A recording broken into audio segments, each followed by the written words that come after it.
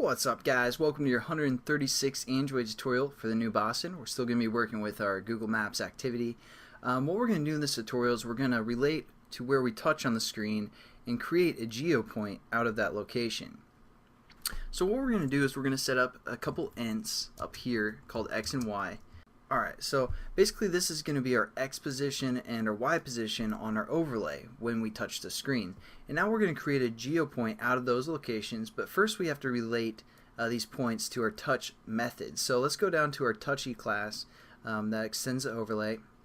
And when we hit the motion event down, that's when we're going to set up our variables. And so what we're going to do is we're going to say X is equal to, and then just our event, which we called e.getX.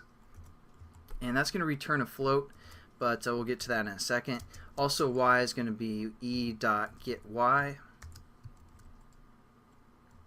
And both those are returning floats, and again, this is an integer, so we're just going to cast in as an integer where we're going to be like, hey, you're going to make this work, don't tell anybody, and we're cool.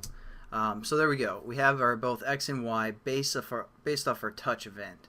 Now what we're going to do is create a GeoPoint based off of this X and Y location, because again, this is just kind of where it is, and now we need to relate that to the longitude and latitude, which the GeoPoint which we use to build the GeoPoint. So how we do that is we're going to create a GeoPoint,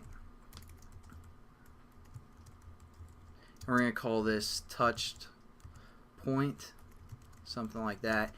We're going to set this equal to our map view. Then we're going to say dot get projections, or get projection, and basically what's doing is it's relating our touch event of our overlay to our actual map activity, or actual map, according to how far it's zoomed in, how we're like scaling and all that stuff. So we're actually getting the projection of our map, and then what we're going to say is from pixels, because again we're working with the pixels, and this is going to be our X, and this is going to be your Y. So now we have a GeoPoint that's related to our touch, where we touch on our screen.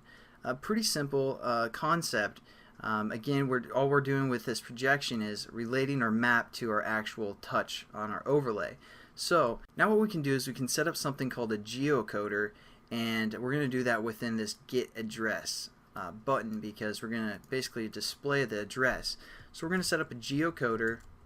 And also we might want to set this touch point before we actually get into the geocoder down here. We need to set this touch point up, or this GeoPoint I should say, so our whole class can use it. So I'm just going to copy that and then delete the type there and paste it above as well.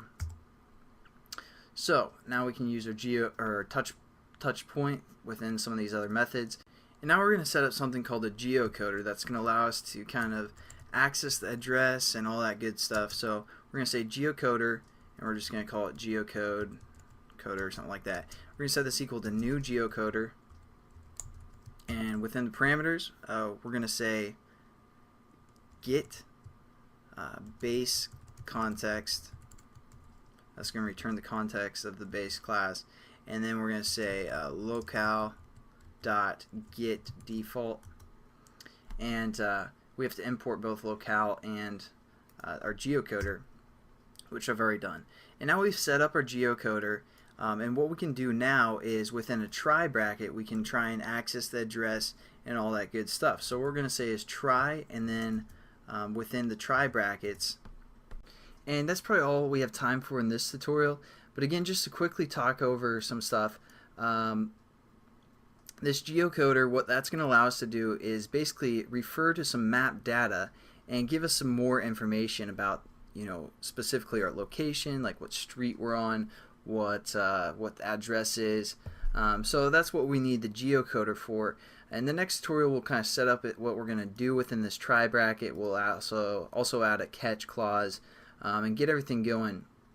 But again, that's what the geocoder is, and we also set up basically a GeoPoint according to the map, how far we're scaled in, and where we touched on the map. So that's pretty much it for this tutorial, and I'll catch you guys in the next one. Have a good one. Peace.